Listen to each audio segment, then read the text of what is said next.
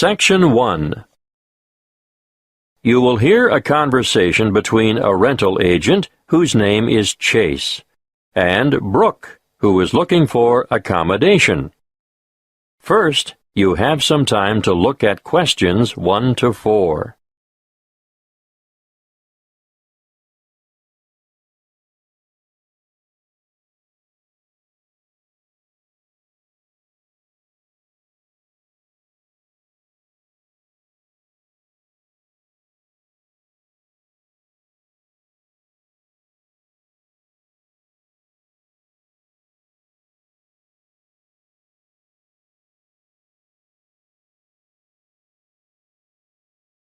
Now we shall begin.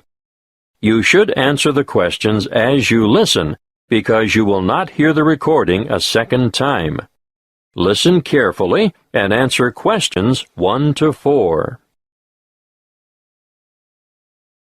Good morning. My name is Chase. I'm the duty agent. Good morning, Chase. I'm Brooke Fields, and I'm looking for new accommodation. I'm sure I can help you with that, but let's get some particulars first, Brooke. What did you say your family name is? Fields. Good. Now, how old are you, Brooke? 26, almost. I'm still 25, but my birthday is next month, on the 24th of September. I see. And how long have you been in Australia? Quite a while now. I came 3 years ago and spent 18 months in Melbourne at first. How long have you been in Brisbane? A year. But... Oh yes, I forgot to say, I was in Adelaide for 6 months, but the weather was too cold in winter, and I didn't like it there. You'll like it here, then? Oh yes, I do. Now, what's your current address? Unit 4, 5 Trade Winds Crescent. But I'm only there for 3 more weeks. I've given notice already. I'm going to have to move quickly to find you something soon. What's the postcode for Trade Winds Crescent? 5217. Thank you. This unit you're renting now, is it 1, 2, or 3 bedrooms? 2 bedrooms and 1 bathroom. And are you looking for something similar in a unit or an apartment? Yes, 2 bedrooms will suit me just fine. But I often have family or other visitors come to stay, so I'd like an extra bathroom. I can understand that. Look, I've just listed an apartment with 2 bathrooms that might suit you. Would you like to have a look? Have you got time now? Good. Before you hear the rest of the conversation, you have some time to look at questions 5 to 10.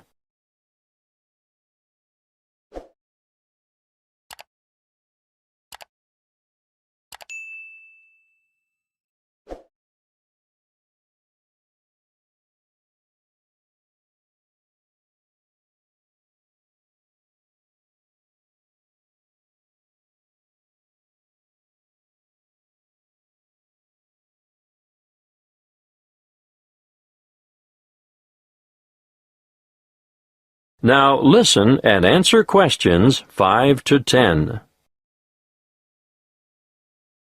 Well, here we are.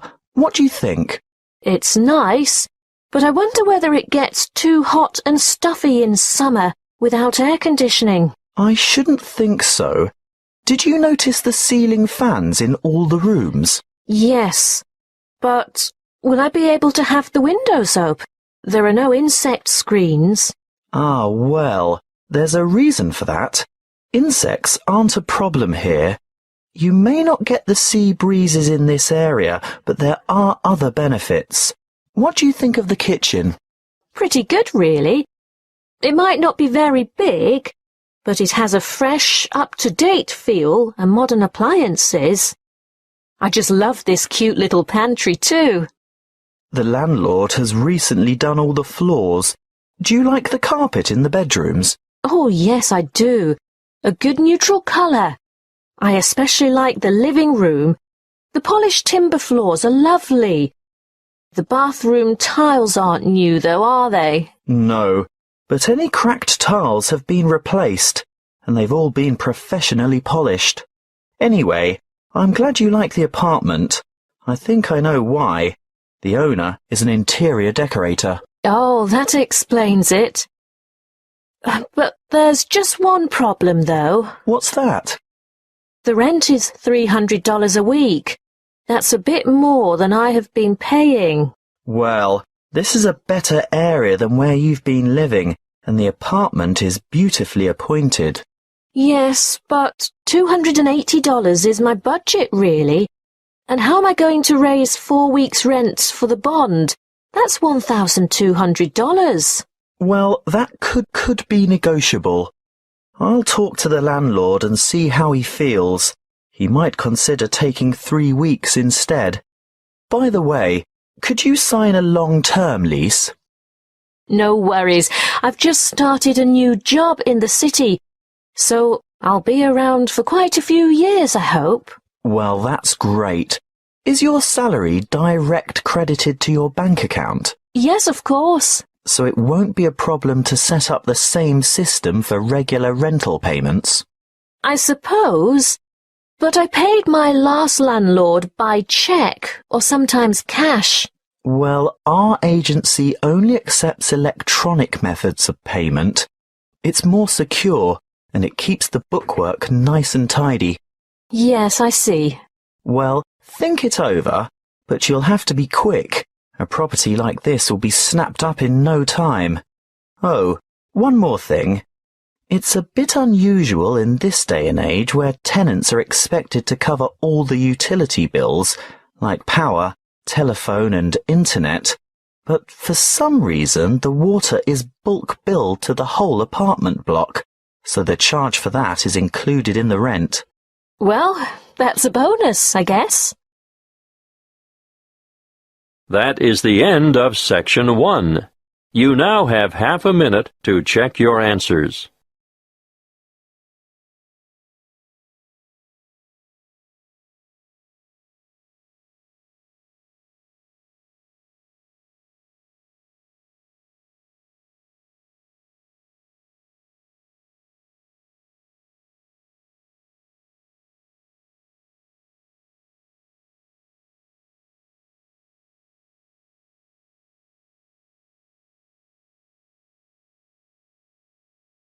Now turn to Section 2.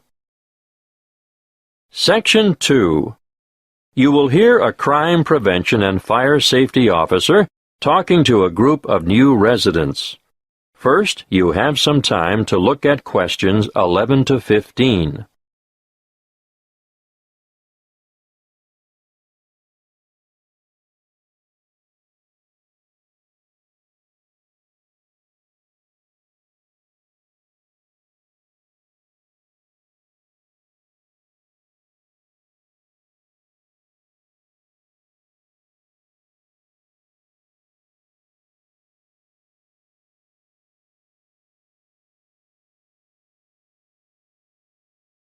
Listen carefully and answer questions 11 to 15.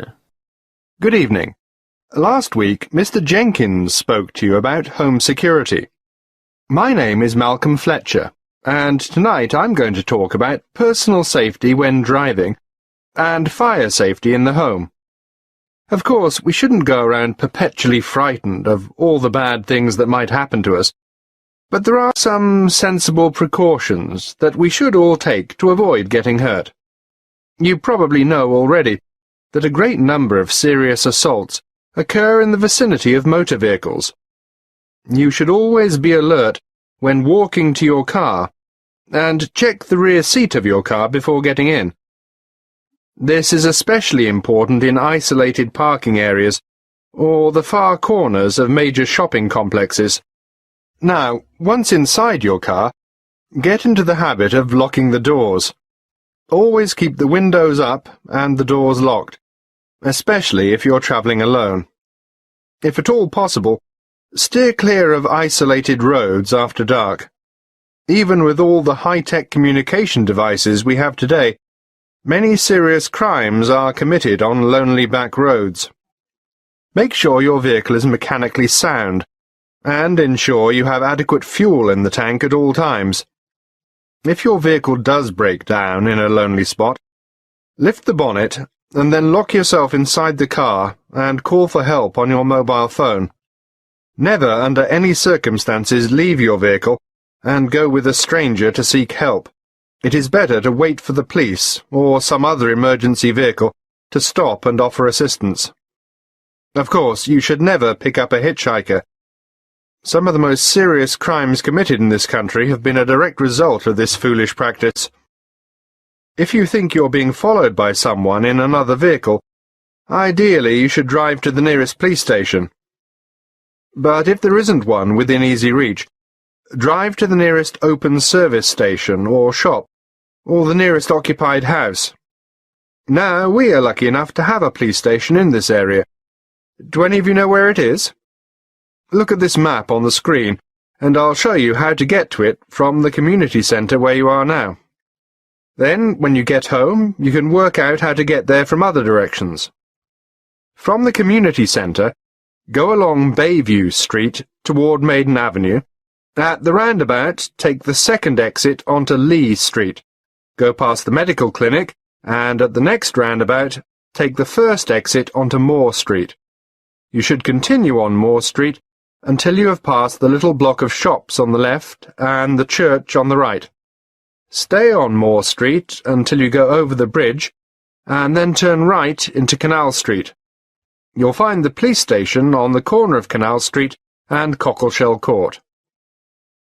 Before you hear the rest of the talk, you have some time to look at questions 16 to 20.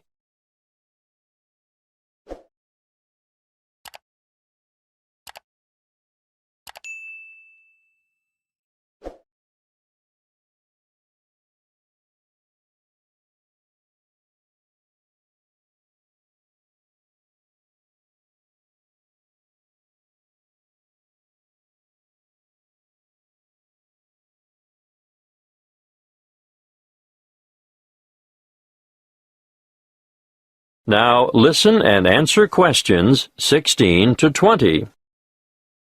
Now let's move on to fire safety. Before I talk to you about safety precautions and procedures, I'd like to mention some of the effects of smoke and heat on humans. There are 4 ingredients of fire, namely oxygen, fuel, heat, and chain reactions. Almost all materials burn, and most household goods burn very easily. The air we breathe contains about 21% oxygen. As fire burns, it consumes oxygen, thereby reducing the oxygen content of the air.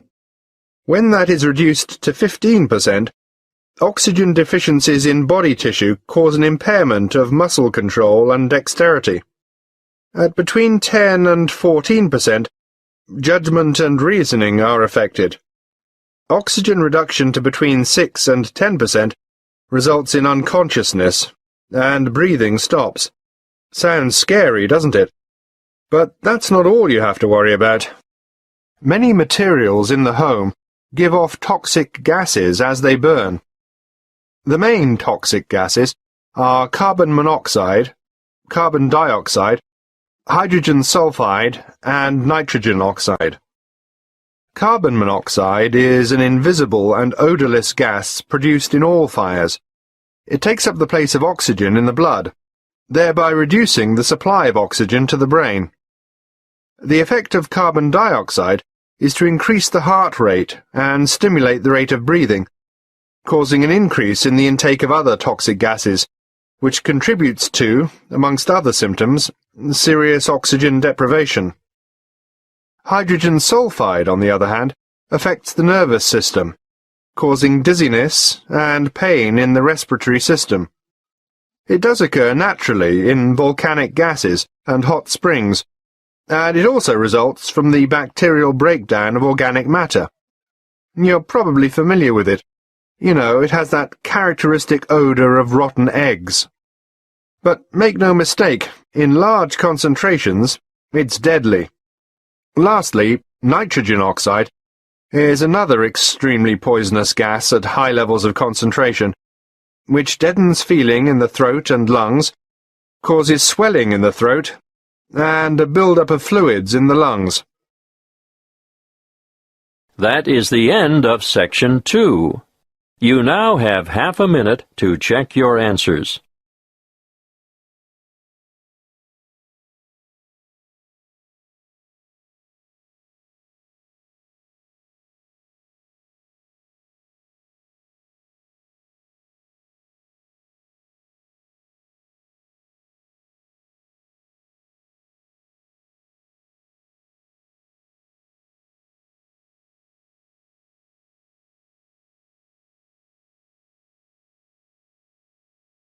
Now turn to Section 3. Section 3. You will hear a conversation between a thesis supervisor and a student who is preparing for postgraduate study. First, you have some time to look at questions 21 to 27.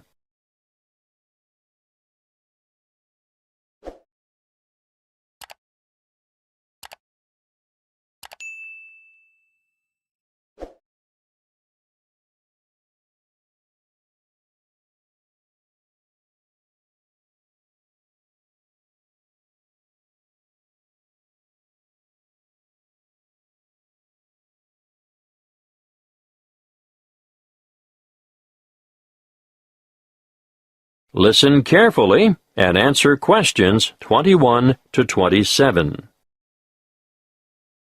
Good morning, Archie. I'm glad you came to see me. Good morning, Dr. Newell. I made an appointment as soon as I got your message. I'll get straight to the point, Archie. It's about your research proposal. It's not even set out correctly. I understand that you haven't done the unit on research and academic inquiry yet, but nevertheless. I must admit, Dr. Newell, I was in a bit of a muddle about just how to approach the whole thing. Well, start a new page in your notebook and listen carefully. I'll run through it with you briefly. I'd really appreciate that. Right. Well, for a start, where's your title? I don't think we can consider all this rambling at the top of the page. A convincing title. It should be descriptive but concise. You can even omit the preamble, an investigation of. Okay, a clear and compelling title. Well, let's move on to the abstract. Yeah, I'm not really sure I know what that is. It's the aim of your investigation. Yours is only a relatively short dissertation, but you'll still have to include the research question, the rationale for the research, the methods you'll use, and what you expect the main findings to be. But I don't know what I'll find because I haven't done the research yet. But you must have some idea. Well, yes, but the results could be quite different. That isn't a problem. That's what research is all about. Now, moving on, some people have an introduction, and others just combine it with a literature review. In your case, I'd probably suggest you just go with a literature review. This is where I note down the books and articles that are related to my field of study, right? Well, it's a little more than that. You have to evaluate the relevant literature and be able to show how your research fits into a certain area. So I write down the titles of the published material that has a similar theory to mine. Yes, but you should demonstrate how your theory is different from others as well. That's an awful lot of reading. Precisely. What you have at the moment is woefully inadequate. I guess I need to spend my summer vacation in the library. Yes, that's not a bad idea. But let's move on, shall we? There's more? Yes, your next section should be methodology. I know that means methods, but I'm a bit stuck here. This is your work plan.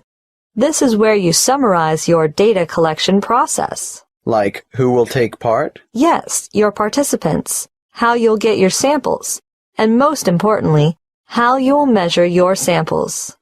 So that unit on validity and reliability will finally come in useful. Yes, but you'll also have to consider how you'll plan to proceed. Got that. Then what? Discussion is the next heading. What do I discuss? Potential outcomes. You must be able to show what significance your findings will have and how you plan to use them. Also, I think I should mention, this is the section where you'll state any limitations or weaknesses that your research might have. There might be a few of those. Well, that's it in a nutshell, really. There are more complex templates for research proposals, but I think this is enough considering the length of your dissertation. Oh, one more thing. Don't forget to include any ethical considerations there might be. Depending on what you have in mind for your participants, you may have to get approval from the ethics committee. I have to get their written consent, don't I? Yes, but you will also explain how you're going to protect their identity. Oh, fine. I think I can handle that. Thanks very much, Dr. Newell. Before you hear the rest of the conversation, you have some time to look at questions 28 to 30.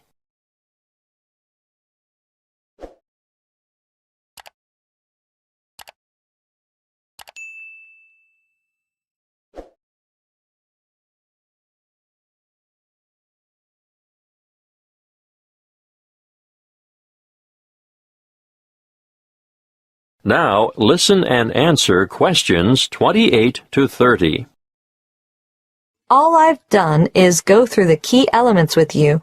Let me explain that the proposal has to convince me that your project is worthwhile and that you have the necessary competence to carry it through. I understand. As you write it, you need to bear in mind 3 basic questions, and they are, what do you hope to accomplish? Why do you want to do it? And how are you going to do it? I can't make it simpler than that. No, that's really helpful. Thanks. Just a bit more advice, Archie. Students often come unstuck in their proposals because they don't organize their material. They lack focus and rely too much on repetition. Failure to cite references correctly will also go against you. Is APA style good? We don't specify a style in this department, but whatever you choose, it must be consistent. I'll stick with APA. I know that one. Good. One more thing, Archie. Don't ramble. You have a tendency to write without a clear sense of direction and include too much detail on minor issues. Keep the details for the major issues. I'll make a note of it. Okay. Get the revised proposal in to me by next week, and I'll have another look at it before the break. That is the end of Section 3. You now have half a minute to check your answers.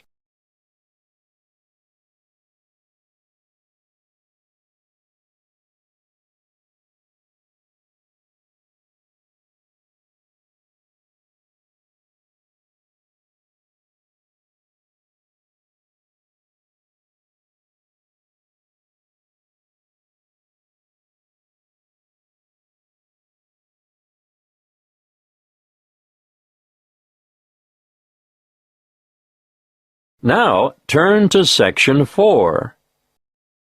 Section 4. You will hear a talk on the topic of decision-making and problem-solving. First, you have some time to look at questions 31 to 40.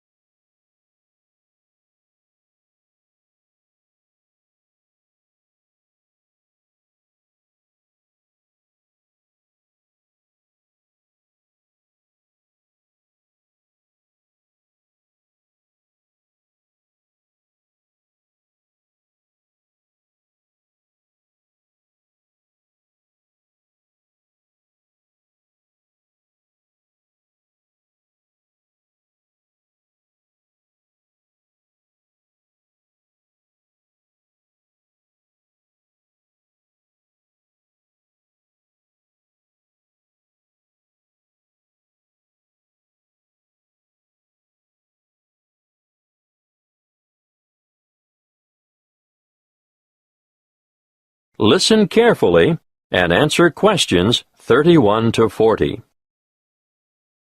Good morning. Today, as part of your business management course, we're starting a unit on problem-solving skills and decision-making. Let's start with a powerful decision-making technique developed by Edward de Bono in his book 6 Thinking Hats, which you'll find on your required reading list. The method works by compelling you to move outside your habitual ways of thinking. Often, success in business results from rational, positive thinking, but these approaches, used in combination with quite different ones, will improve the overall quality of your decision-making. Now, each thinking hat has a different colour and represents a different style of thinking. Let's start with the white hat. When you're wearing the white hat, you look at the information you have. You look at historical trends and try to analyse them. And you take account of gaps in your knowledge and try to fill them. On the other hand, if you're wearing the red hat, you listen to your gut reaction and instincts. You also try to imagine the intuitive response that other people might have. How would other people, who are unaware of your reasoning and all the facts at your disposal, react? That brings us to the black hat next. Black hat thinking, as its name suggests, is cautious and defensive, and you examine why something might not work. It all sounds very negative, but it is essential to know what the weak points in a plan of action might be. It permits you to alter your approach, eliminate problems, or at least be ready with contingency plans if the worst happens. After all, it is better to spot the fatal flaw and know the risks before you undertake a new enterprise. The opposite viewpoint, of course, comes with the yellow hat. It helps you to continue when the outlook is gloomy or the problems seem insurmountable. Think positively, and you'll see all the advantages and values of the decision, and all the opportunities it brings. Let's look at what the green hat has to offer now. It stands for freewheeling, imaginative, inspired, innovative thinking, where there is little or no criticism of ideas. Original solutions to a problem are more likely to arise when you're wearing the green hat. Finally, the blue hat. This is the hat that the person chairing the meeting wears.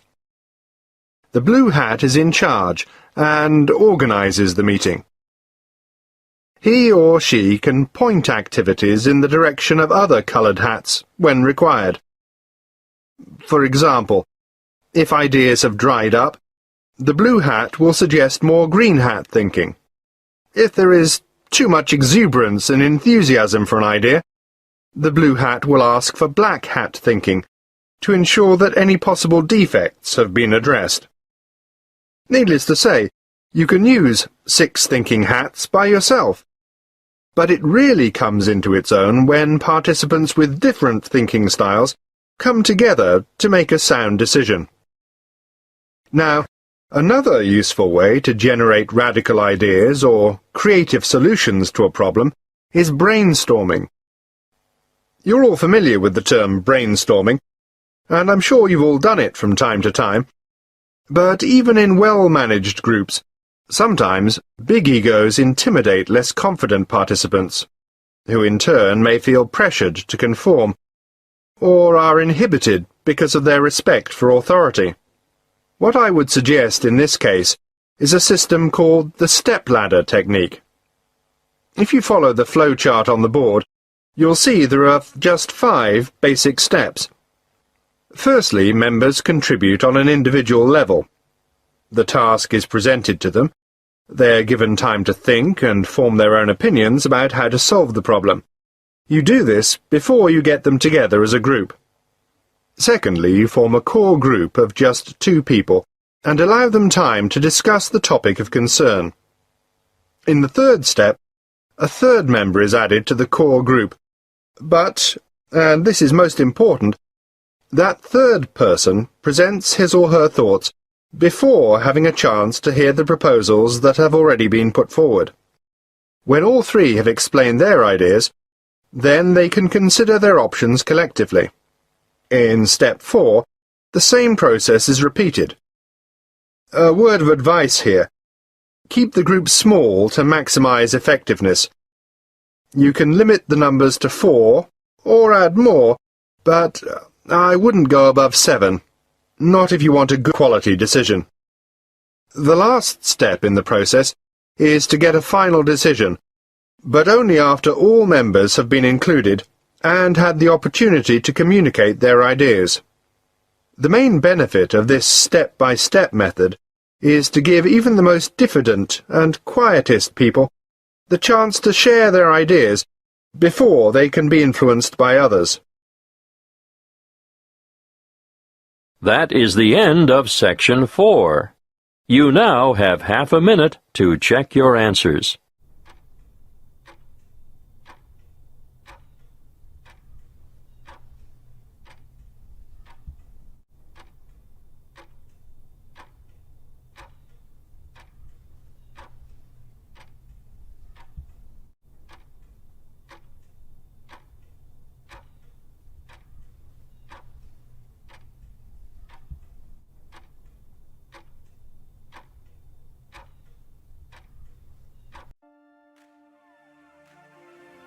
That is the end of the listening test. In the IELTS test, you would now have 10 minutes to transfer your answers to the answer sheet.